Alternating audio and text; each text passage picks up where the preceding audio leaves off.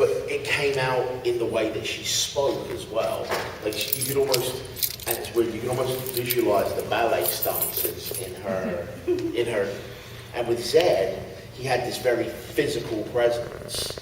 Like he was always very to the point, don't cross me, I will end you, kind of guy, right? Yeah. So how does that compare with just your voice? And I know that you both played in every sort of medium at this point.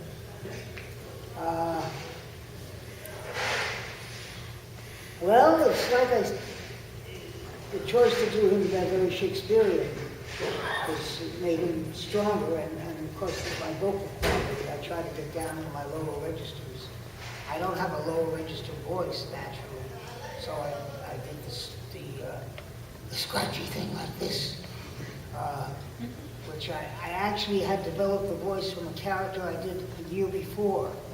There was an offshoot of this that I did for an audition, and I never got the part on this particular role that I went up for. So I reworked it and used it for Zed, and it worked. Because it was such a great voice. I don't know why I didn't get the job. I guess I was too scary or something like that. But just working with the voice, you've got to get the strength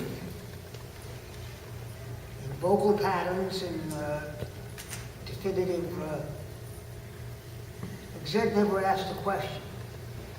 Even if he asked a question, he may let it sound like a statement, because he doesn't give anybody a chance to put their 2 cents in, because his word is law. So that was one thing. And I suppose I had the physicality of the stuntman work helping me along too. He was very good at that. Interesting thing about the suit was too small for me. If I had tried it on, I've since shrunk because of my scoliosis, but I used to be 5'9", which was too tall for the suit. How tall was the original suit? 5'5". Wow. Yeah, he was 5'5". But he was muscular, worked out. He was very good physical part. So I had that to help the visual. And of course Zed's whole demeanor, his muscles on the outside helped strengthen the character too. So I had that visual thing to work with. But I prefer to think the voice really made the character, because that's what the kids used to say, gave them nightmares. So I guess I did my job. Juliet, what about? I don't find, I kind of find it all similar. I mean, obviously, if you're on stage, I find my work to be similar. If you're on stage and you're playing to the 1,000-seat theatre, obviously it's your entire body. If it's a close-up, really just thinking something shows it. But I think the internal work that I do is so dissimilar, and same even with voiceover, like in terms of creating a whole character. I mean, it just depends on the character. I did the Little Sisters in BioShock games, and that particular character was very different than I did a number of characters on Justice League Unlimited and the Ben 10 series, and all of those were really different. Tala, Russian character, was really different. And so, again, each character kind of has its own ingredients. And I tend to be, the thing that's fun with voiceover work is sometimes you are alone in a booth and you're working just alone, and then sometimes with Justice League and with Ben 10 in particular, and some of the Green Lantern movies, I did a Green Lantern movie and some Justice League movies, you end up getting to work with the other actors in a semicircle, and it's really fun because you don't have any of the primping part of going to set, like no hair, makeup, nothing. unless there's an EPK, and then you do actually have to look good, but, which is a press, they'll come and do some interviews on camera. But basically you get to like play with the other actors, and that's really fun to be doing voice work with other actors, because you know, you get to figure out what other characters are doing and play off of them. But very often you'll be working alone. So you just sort of adapt to the different circumstances.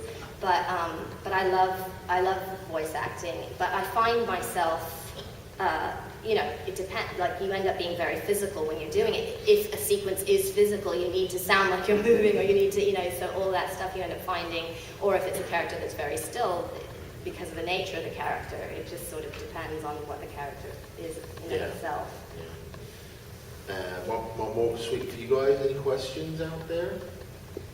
Gentlemen, okay, back there, then that gentleman. When you're playing a villain, have you ever gotten to the point to where you just chewed the scenery so thoroughly you stopped and said, no, they wouldn't do that? I'm thinking there are some scenes where I've seen Jeremy Irons where you're sitting there going, did the man go, no, or did he just go, I'm going to take it to the nth degree? Jeremy Irons. You know, the thing with Buffy, like, that I would find with that particular character, you know, if I came across a line that could be that way, like, you know, I maybe wouldn't lay on it. In other words, there's a particular episode where I'm saying we're going to destroy the world, and instead of playing like we're going to go and just, I did it, I kind of did a whisper with it, like, you know, because there's certain lines that are better not to lay on, especially if you're a powerful character. You don't necessarily have to yell things, you know, you find the way. And if there's certain things that seem like, okay, if I played it in one way, this could be scenery chewing, I might find a different circuitous route to have a way of doing that dialogue. I never really had to chew the scenery. The dialogue in and of itself, Zed's dialogue was pretty bombastic.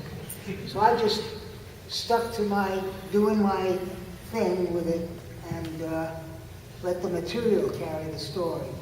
Because it was, the writing was very good for Zed. It was very good. So I really didn't need to get bombastic with it, because it was bombastic. I'll say with the Drew, what you were talking about, it was that shift of not laying on it that made her scary. So she's like, we're gonna go this, and everyone was like, we're gonna destroy, like, and we're gonna destroy the world.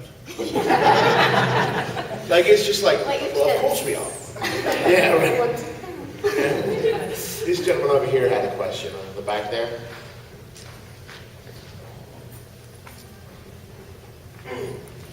So, as villains, what was it like to sometimes have to be really mean to people that are your real-life friends and colleagues? Oh, it was so much fun.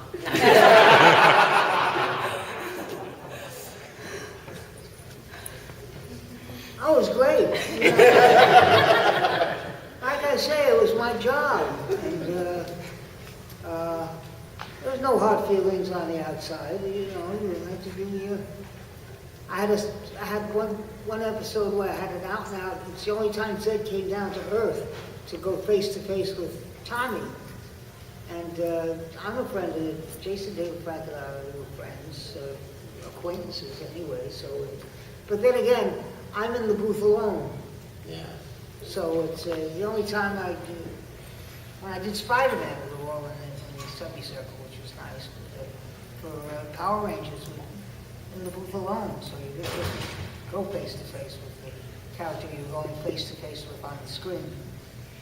I remember with Sarah it was weird because I had a cattle prod that I was, you know, and we were like, this is kind of bizarre, like, you know, because we hang out and now I'm like prodding you with this terrible thing. And then I remember, this wasn't being an evil scene, but I remember with Nick Brendan, the first time we were going to work together was the Halloween episode where everyone's in love with him and under a spell. And so we hadn't had a chance to rehearse or anything, and I said to Nick, I was like, you know, just so you're comfortable with it, like I'm going to pretty much be all over you. And he goes, I know, I've seen your work. I was like, thank you for making me very comfortable to now do this. We have a gentleman way in the back over there. Can you get that man a microphone? So how has the growth of always-on communication changed voice acting in the last 30 years, 20 or 30 years? Now that you have fans who are constantly in contact, fans who are maybe doing their own amateur voice acting and stuff like that, have you seen a lot of change in the industry and voice acting as a career because of that connection with the fans and the fans doing their own, amateur work themselves?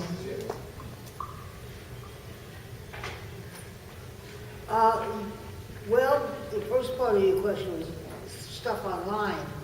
Now, more and more, I'm doing auditions in my underwear at home.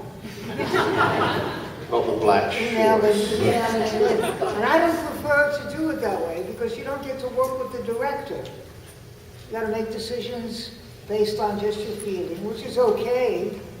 But I prefer to work with the director. I always, my game comes up a few notches when I'm working live with the director. And at home, I tend to kind of just, all right, I'm going to send this in. What the hell? That's a big change.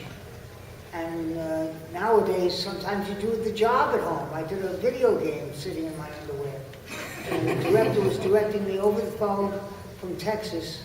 And I was doing my lines into my MP3 recorder and sending him the lines every so often. I'd pack it up and send it to him via email. And he'd check them, and then he'd call me up and we'd do it again.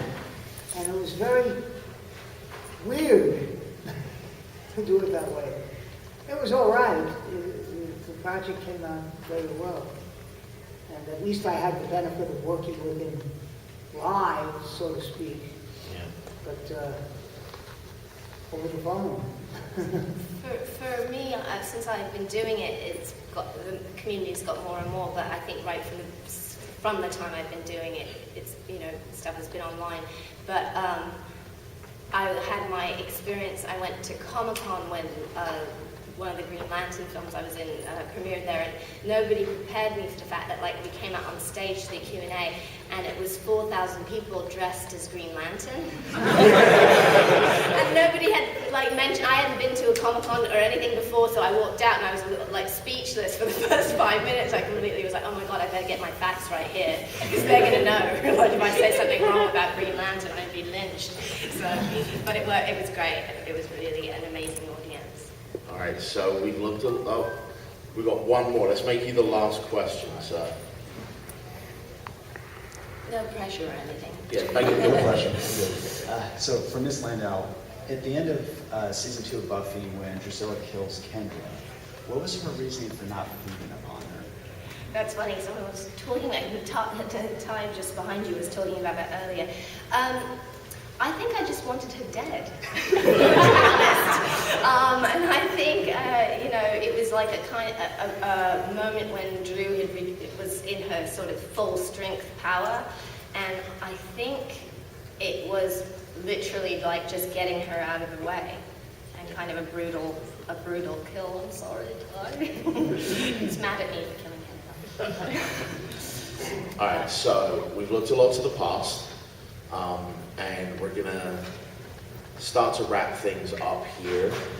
Robert, do you have any social media or anything you want to talk about that you've got coming up that you're working on?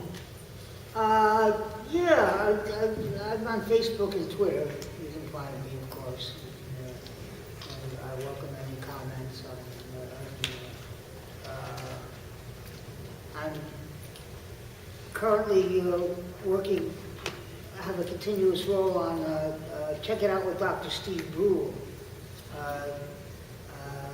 which is an offshoot of the Tim and Eric show on Adult Swim of the Cartoon Network. And I'm doing a thing that's going to be a web series called Fight or Die. We're shooting that gradually over the last, I've been shooting for a year on and off, once or twice a month. It's pretty weird. But it's okay. The director actually is a writer, and he's busy doing other projects, so we do it when we can. And I'll be in someplace in a couple of weeks, another convention. I write it down so I don't have to remember.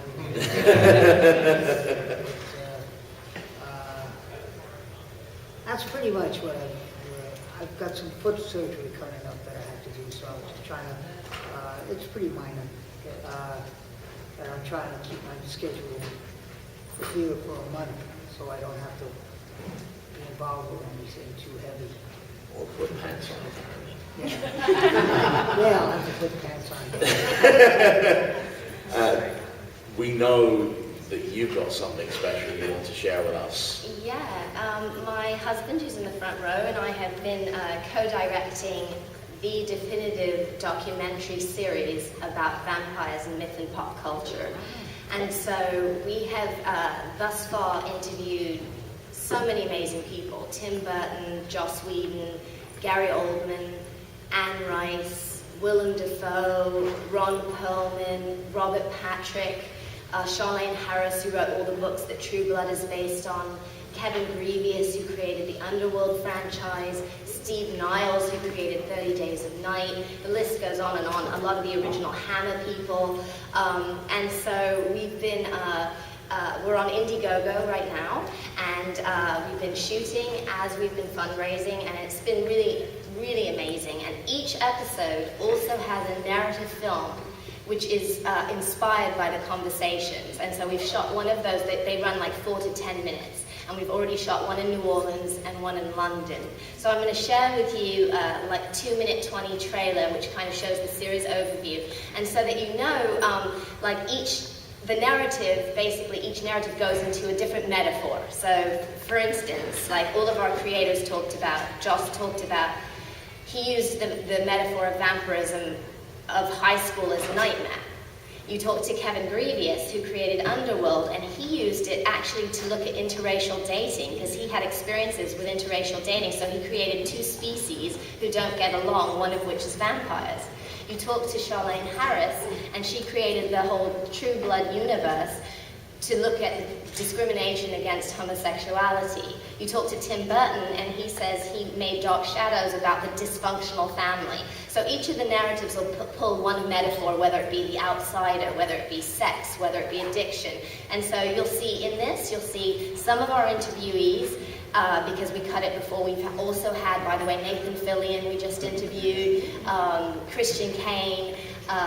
We also did Kristen Bauer Van Straten, who played Pam on True Blood. So that Ron Perlman is not in this. So you'll see some of our interviewees and then some of that footage. And I just thought I'd share with you a little bit of the trailer. And if you like what you see here, maybe you can become a part of the Undead.